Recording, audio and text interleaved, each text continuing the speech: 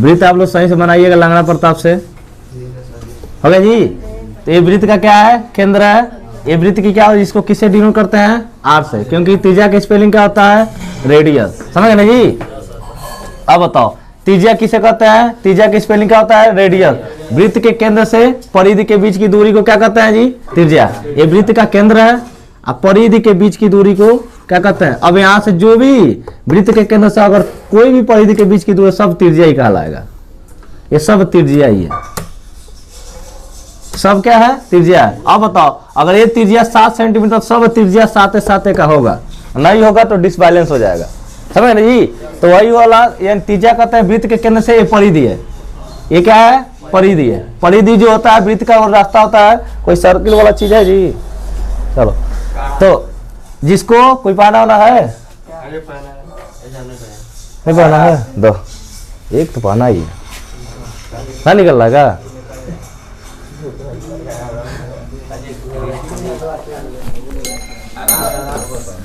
समझ, ये देखिए वृत्त है, परिधि, इसमें का वृत्त का ये क्या है, केंद्र है। एक केंद्र मार के ही इसको क्या किया, बनाया गया, सर्किल बनाया हो गया, तभी आप ये आपको सीधा क्या हो रहा है, गोल दिखाई दे रहा है। समझ रहे जी। तो वृत्त के केंद्र से परिधि के बीच की दूरी को क्या बोलते हैं जी, त्रिज्या। अब परिधि किसे कहते हैं। अब बताओ एक काड़ा सर्किल नहीं था, पहले क्या था, ये ऐसे था, लंबाई में, लेंथ में था इसका। अब इसको क्या किया, सर्किल करके बनाया गया है। तो बताओ ये पहले लंबा था तो इसका क्या होगा, लंबाई हो गया। तो जो वृत्त गोल बन गया तो इसकी लंबाई क्या कहलाएगी, ये कहलाएगी। अगर कोई चीज कोई चलेगा तो इस पे ही ना चलेगा जी, तो इसी को बोलते हैं परिधि। जैसे आयत में परिमाप होता है ना जी, वैसे ही वृत्त में क्या होता है, परिधि होता है। तो परिधि माने होता है रास्ता, यानी बीच जिस पे हम लोग चल सकते हैं, कोई भी वस्तु चलता है तो। जैसे अब क्या हो गया, व्यास, जिसको बोलते हैं डायमीटर। वृत्त के परिधि से, वृत्त के मान लो किसी परिधि से जो केंद्र से होकर जाता है उसे क्या कहते हैं, वृत्त के परिधि से, जो वृत्त के केंद्र से दूसरे परिधि के बीच की दूरी को क्या कहते हैं, क्या कहते हैं जी, व्यास। और जिसे किससे डिनोट करते हैं, डी से। समझ गए जी। अब बताओ ये हमारा क्या है, वृत्त है। तो ये वृत्त का क्या होगा, परिधि। किसी भी परिधि से आप वृत्त का केंद्र एक निर्धारित कर लेंगे, उसी दूरी से उसी को पार करते हुए जाएगा और दूसरे परिधि तक जाएगा, उसी को क्या बोलेंगे, व्यास। अब बताओ इसको हम व्यास नहीं बोल सकते हैं, क्योंकि एक केंद्र से होकर नहीं जा रहा। देखो यहां से ये भी व्यास नहीं है, ये भी व्यास नहीं है, ये भी व्यास नहीं है। व्यास कौन केवल है, यही है।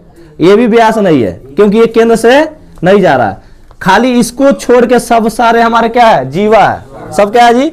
अब बताओ जो केंद्र से होकर जाएगा उसी को व्यास कहेंगे, अदरवाइज जो केंद्र से ना होकर जाए उसको क्या कहेंगे, व्यास नहीं कहेंगे, उसको जीवा कहेंगे। अब बताओ केंद्र से जो भी बिंदु जाएगा वही हमारा व्यास होगा, चाहे वो कैसे भी लेके जाओ, तुमको केंद्र से ही लेके जाना है। समझ रहे जी। तो वृत्त के परिधि से, जो वृत्त के केंद्र से दूसरे परिधि के बीच की दूरी को क्या कहते हैं जी, व्यास, जिसे डी से प्रदर्शित करते हैं, क्योंकि व्यास का स्पेलिंग क्या होता है, डायमीटर। समझ रहे जी। वृत्त का क्षेत्रफल क्या होता है, जैसे मान लीजिए ये सर्किल है, ये ब्लैक बोर्ड है, अब इस पे हम ये रख दे रहे हैं तो हमारा इतना एरिया कवर किया ना जी। अब बताओ तो ये हमारा क्या हुआ, इसका क्षेत्रफल होगा। तो ये वृत्त द्वारा घेरा गया स्थान या जगह को हम क्या कहते हैं, वृत्त का क्षेत्रफल कहते हैं, जिससे किसे डिनोट करते हैं, ए से। ए से क्यों, क्योंकि एरिया ऑफ सर्किल होता है। क्षेत्रफल का स्पेलिंग क्या होता है, एरिया, इसलिए इसको किसे डिनोट करते हैं, ए से। अब इसका फार्मूला लिख लेंगे सबका। सर्किल तो हमारा गया,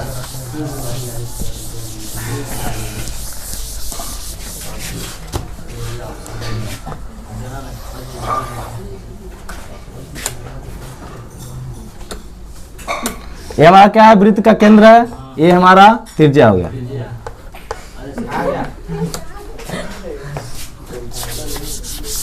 तो ये हमारा क्या हो जाएगा, त्रिज्या। त्रिज्या को किसे डिनोट करेंगे, आर। त्रिज्या हमारा वृत्त का क्या होता है, व्यास का क्या होता है जी, आधा होता है। त्रिज्या जो होता है, त्रिज्या व्यास का क्या होता है, आधा होता है, आधा होता है। हमारे क्या में यानी R बराबर D बाई 2, R बराबर D बाई 2। R बराबर D बाई 2 मतलब इसका मतलब क्या होता है, आधा यहाँ क्या है, यहाँ पे 1/2 है। देखो कैसे, R बराबर इसको लिख सकते हैं 1/2 गुणे D, लिख सकते हैं ना जी। तो इसी को लिखते हैं त्रिज्या जो व्यास का क्या होता है जी, आधा होता है। अब ध्यान से देखेंगे आर बराबर डी बाई टू होता है। यहाँ पर अगर फार्मूला निकालेंगे अगर व्यास के फॉर्म में तो 2 में आर का गुणा करेंगे तो 2r हो जाएगा। डी बराबर कितना हो जाएगा? तो बताओ व्यास बराबर क्या होता है? डी बराबर क्या हो जाएगा? डी बराबर क्या हो जाएगा जी? 2r, क्योंकि व्यास त्रिज्या का क्या होता है? 2 गुना होता है। तो डी इक्वल्स टू क्या हो जाएगा? 2r। तो आर जब पूछेगा तो डी का मान दिया रहेगा।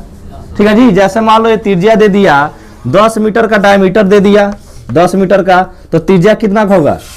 5, क्योंकि 10 का आधा करेंगे तो कितना होगा जी? 5 है ना होगा जी। तो ये हमारा यहाँ पूरा टोटल दूरी दे दिया 10, तो आधा कितना होगा? 5 है ना जी। तो यानी वही रख देंगे तो आर बराबर क्या रख देंगे? डी बाई टू, यानी आर का मान 10 दे दिया तो 10 बटा 2, तो आर बराबर कितना हो गया? 5 मीटर, जो भी दिया होगा। हाँ बोल, समझ ना जी। अगर बताओ अब हमारा त्रिज्या दे दे आपका 5 सेंटीमीटर, वृत्त बना के त्रिज्या दे दे 5 सेंटीमीटर। अब पूछे कि बताइए व्यास कितना होगा, तो बताओ किस में रखेंगे? आर का अब क्या दे दिया? आर बराबर कितना दे दिया? 5 सेंटीमीटर। अब पूछ क्या रहा है? व्यास। तो डी बराबर इसमें रख देंगे 2 गुणे 5, तो डी बराबर कितना होगा? 2 5 10 सेंटीमीटर हो जाएगा। समझ लो जी। जब त्रिज्या पूछेगा तो व्यास दिया रहेगा, समझ जी। व्यास दिया रहेगा तो त्रिज्या को आधा कर लेंगे, जितना भी दिया रहेगा उसका क्या कर लेंगे? आधा। 50 दिया तो 25, समझ जी। आप 25 का दुगुना कर देंगे तो हमारा क्या निकल जाएगा? व्यास निकल जाएगा। समझ लो जी। अब ये हमारा व्यास का फॉर्मूला होगा डी इक्वल्स टू 2r। अब बताओ वृत्त का क्षेत्रफल क्या होता है? एरिया ऑफ सर्किल पाई ए बराबर क्या होता है? पाई आर स्क्वायर। वर्ग इकाई जरूर लिखेंगे, कभी मत बोलना है कि भैया पाई आर स्क्वायर होता है। पाई आर स्क्वायर वर्ग इकाई होता है। समझ गए जी। तो ये पूरा हमारा क्षेत्रफल हो गया। और उसके बाद परिधि बराबर होता है, परिधि को किसे बोलते हैं? सरकमफ्रेंस होता है इसका मीनिंग। CIRCUMFERENCE, इसलिए इसको किसे डिनोट करते हैं? सी से। तो सी बराबर क्या होता है? 2 पाई आर इकाई। ये वर्ग नहीं रहता इसमें, केवल इकाई रहता है, क्योंकि रास्ता है। रास्ता कोई कहेगा 5 सेंटीमीटर स्क्वायर नाप दो, कोई नापेगा जी? एरिया नापा जाता है, इसीलिए कोई कहे 5 मीटर नाप दो, तो ये हमारा क्या होता है? रास्ता होता है। इसमें जो पाई का मान रखते हैं, पाई बराबर क्या रखते हैं? 22/7, या इसको क्या रख सकते हैं? 1/4। समझे जी। ये पाई का मान 3 से। अब बताओ यहाँ से कोई पूछे कि पाई बराबर क्या होता है? पाई कहाँ से आया? पाई बराबर होता है 22/7। अब बताओ सी बराबर होता है 2 पाई आर होता है ना। अब बताओ इसको लिख सकते हैं 2r पाई, इसी को। अब 2r नीचे आगे बढ़ जाएगा, पाई हो गया। अब बताओ पाई बराबर यानी c बटा 2r, यानी पाई बराबर c बटा 2r बराबर क्या होता है? d। क्या होता है? d। यानी हमारा कहने का मतलब ये है, अरे वो d है, पाई बराबर c बटा d। अब बताओ c हमारा क्या होता है? ये सरकमफ्रेंस होता है, परिधि। ये हमारा क्या होता है जी? c। और d माना पूरा व्यास। जैसे अब पाई का मान कैसे है? c बटा d। अब बताओ पाई का मान क्या होता है? 22/7, यानी कि ये हमारा c है, ये हमारा क्या है? d है। अगर बताओ d बराबर 7 सेंटीमीटर तो r बराबर कितना होगा? 3.5 सेंटीमीटर। समझ, जो भी वो मेजरमेंट लेने के अकॉर्डिंग है। मीटर में तो मीटर में, सेंटीमीटर में तो सेंटीमीटर में।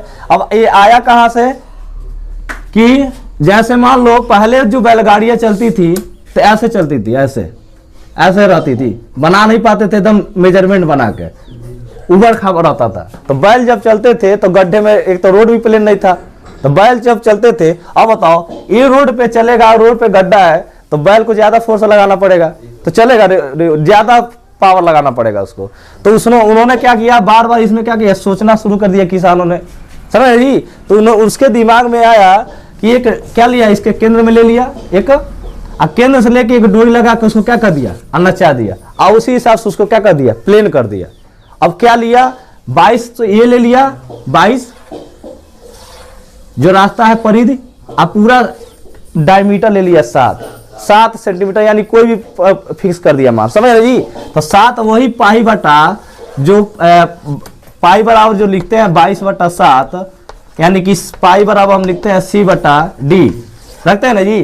तो 22 सेंटीमीटर चाहे 22 मीटर चाहे 22 फीट कुछ भी लिया होगा, गोल वाला लिया होगा, और 7 सेंटीमीटर का एक डायमीटर ले लिया हो, चाहे 3.5 सेंटीमीटर का चाहे 3.5 मीटर का। जब इस मेजरमेंट से क्या कर दिया, घुमा दिया इसको। अब ध्यान, एक लंगड़ा प्रताप लेंगे, एक मेजरमेंट लेंगे 3 मीटर का, और 3 मीटर का मेजरमेंट लेके उसको नचा दीजिए, एकदम सही से सर्किल बनेगा।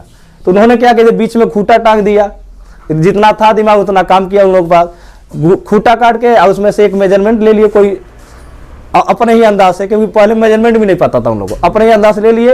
और वो अंदाज लिया गया तो उस पर क्या हुआ, कुछ लोगों ने उस पर देखा कि रस्सी की लंबाई कितने लिए उसे, और रस्सी की लंबाई लेके और उसी को क्या कहते हैं, एकदम टाइट करके घुमा दिया। और जब टाइट करके घुमा दिया, जैसे पहले जमाने में देखते थे, बीच में ऐसे बांध के और बैल चारों ओर घूमते थे, तो पानी भी आता था और धान गेहूं की पिसाई भी हो जाती थी। पुराने जमाने में पिक्चर देखे तो उसमें दिखाया होगा, समझे जी। पहले पानी भी उसी चलता था तो निकलता था, वो चारों ओर घूमते थे, सेम चीज वहीं से हुआ। तो ये पहले क्या हुआ, प्लेन बन गया। क्या बन गया जी, प्लेन बन गया। तो उसके बाद उन्होंने क्या किया, सर्किल बनाया, और बैल को क्या किया, आराम से चलने लगा। अब बताओ, ये वाला जो रास्ता रहेगा, ये वाला सही चलेगा कि ये वाला सही चलेगा, ये वाला सही चलेगा, ये वाला जी। तो ये क्या किया, ये मान लो आप रोड पे चल रहा तो पहले सीधा जाएगा, फिर से गड़ा, फिर से सीधा, फिर से गड़ा, ये जाएगा तो प्लेन वे में जाएगा, समझ ना जी। इसीलिए तो सी बराबर क्या होता है, तो सी बराबर नोट कर लिए कि नहीं, चलो अभी रुक जाओ, हम सही से लिख दे रहे हैं। ये तो लिख लिया, और क्या अच्छा तो बोलना। हाँ, वृत्त की परिधि, वृत्त की परिधि, सरकमफ्रेंस ऑफ सर्कल, जिसको किसे डिनोट करते हैं, सी से। तो सी बराबर क्या होता है, 2 पाई आर। ये सी बराबर क्या होता है, हाँ इकाई, क्या हो जाएगा, इकाई। अब जो भी इकाई, चाहे सेंटीमीटर में हो और चाहे क्या हो, मीटर में हो, और चाहे क्या हो, फीट में हो, चाहे एमएम हो, जो भी हो, इकाई जब यही आ सकता है। इकाई माने जो यूनिट हम मेजरमेंट करते हैं, समझ गए जी। तो सी इक्वल टू 2 पाई आर। अब पाई बराबर यहाँ पे क्या है, अगर पाई का फार्मूला निकाला जाए इसे, तो 2 पाई आर बराबर सी, तो पाई बराबर सी बटा 2r, तो पाई बराबर सी बटा डी। इसीलिए पाई का मान हम क्या रखते हैं, 22/7, ताकि सी बराबर 22 सेंटीमीटर ले लिया और डी बराबर क्या ले लिया, 7। नोट कर लो इतना।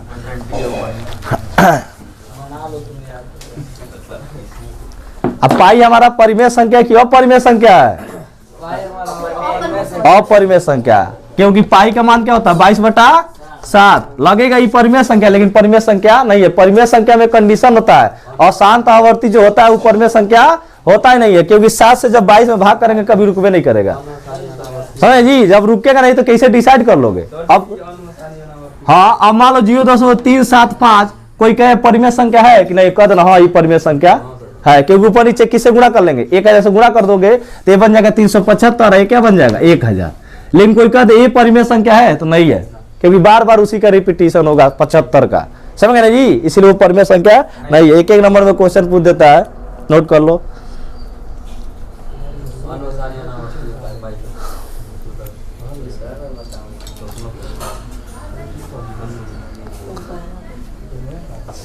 कहा लेट हो गया सचिन,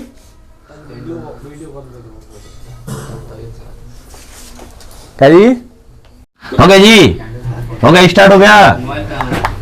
ध्यान से देखें, दो वृत्त की त्रिज्या कितना है जी, क्रमशः 19 सेंटीमीटर और 9 सेंटीमीटर है। उस वृत्त की त्रिज्या ज्ञात कीजिए जिसकी परिधि इन दोनों वृत्त के त्रिज्या, दोनों वृत्त के परिधियों के योग के क्या है, बराबर है। दो वृत्त बना लेंगे, पहले पहला वृत्त ये है, दूसरा वृत्त ये है, जिसकी त्रिज्या है, त्रिज्या किसे कहते हैं, वृत्त के केंद्र से परिधि के बीच की दूरी को क्या कहते हैं, त्रिज्या। तो पहली त्रिज्या 19 सेंटीमीटर, दूसरी त्रिज्या 9 सेंटीमीटर, हो गया जी। अब उस वृत्त की त्रिज्या ज्ञात कीजिए जिसकी परिधि इन दोनों वृत्तों की परिधियों के योग के बराबर है। इसका परिधि और प्लस इसका परिधि के योग के क्या है, एक नया वृत्त बना, समझ जी। तो इसको और इसको दोनों को जोड़ के इक्वल कर देंगे, नया वृत्त बनेगा, समझ जी। मान लो एक गोली और प्लस एक गोली मिलकर बनाएंगे, एक बड़ा सा इसका त्रिज्या बढ़ेगा कि नहीं जी। अब बताओ, इसका 19 सेंटीमीटर था, ये 9 सेंटीमीटर बना, तो दोनों का त्रिज्या जोड़ के कितना बन गया, 28 सेंटीमीटर, क्योंकि दोनों का योगफल, जब दो चीजें, एक छोटा चाक ये चाक दोनों मिलाएंगे तो बड़ा बनेगा कि नहीं जी। सेम चीज वही है, ये पहला वृत्त की परिधि और प्लस दूसरा वृत्त की परिधि बराबर एक नए वृत्त का परिधि बनेगा, समझ ना जी। तो फर्स्ट वृत्त की परिधि क्या होता है, वृत्त की परिधि का फार्मूला क्या होता है, पहला का R1 मान लेंगे, दूसरा क्या मान लेंगे R2, और जो नया बना उसका कैपिटल R मान लेंगे, समझ लीजिए त्रिज्या।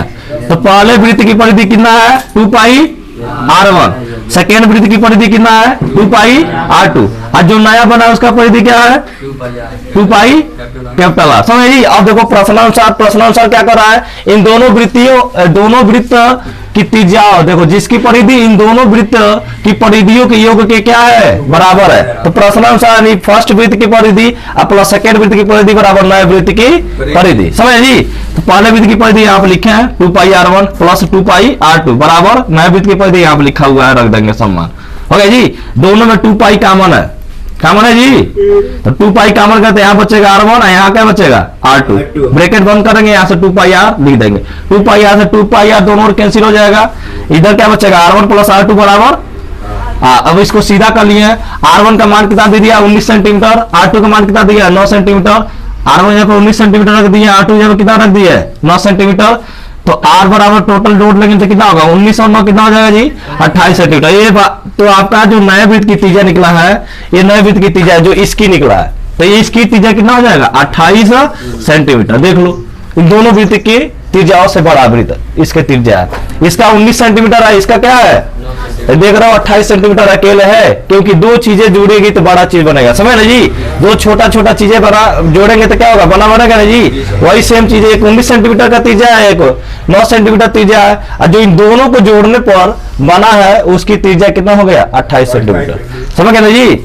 और वृत्त का फार्मूला कर लिया थे, काहे आ नहीं रहे हो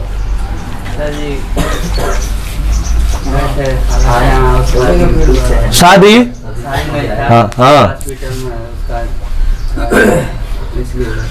अच्छा चलो ठीक है। कहा गए जी वृत्त का फार्मूला सब याद हो गया है, कहाँ है सूरज खड़े हो तो, वृत्त का फार्मूला याद है, हाँ पहुना बन गए हो क्या कहीं का, उठ नहीं रहे हो, लग्गी से मार के उठाना पड़ेगा तुमको, हाँ कल नहीं आते तुम शाम को, हाँ क्यों नहीं आता, ये समझ में आ गया जी। हाँ बनाना जरूरी है, समझ गया ना, बना दोगे तो सही रहेगा। बताओ जी क्यों नहीं आते कल शाम में, हाँ क्यों नहीं आता शाम में जी। टू सेम वही सवाल ऐसे ही बनाएंगे। पहला वृत्त इसका सेंटर बना लेंगे, इसकी त्रिज्या क्या मान लेंगे जी R1, क्या मान लेंगे R1 प्लस एक और वृत्त बनाएंगे, इसकी त्रिज्या क्या मान लेंगे R2,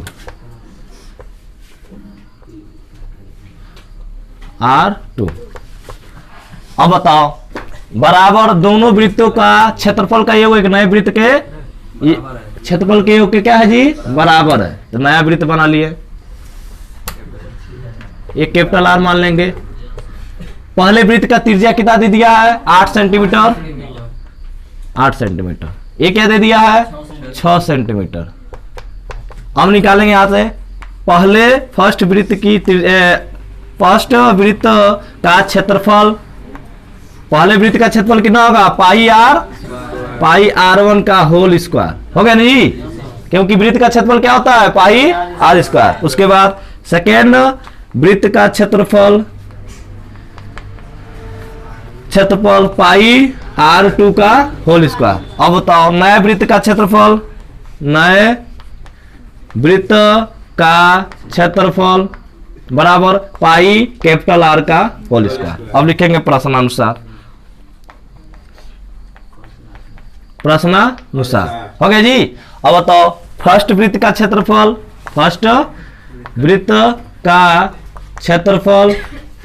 प्लस सेकेंड वृत्त का क्षेत्रफल बराबर नए वृत्त का क्षेत्रफल जो बना है इन दोनों मिलकर, नए वृत्त का क्षेत्रफल।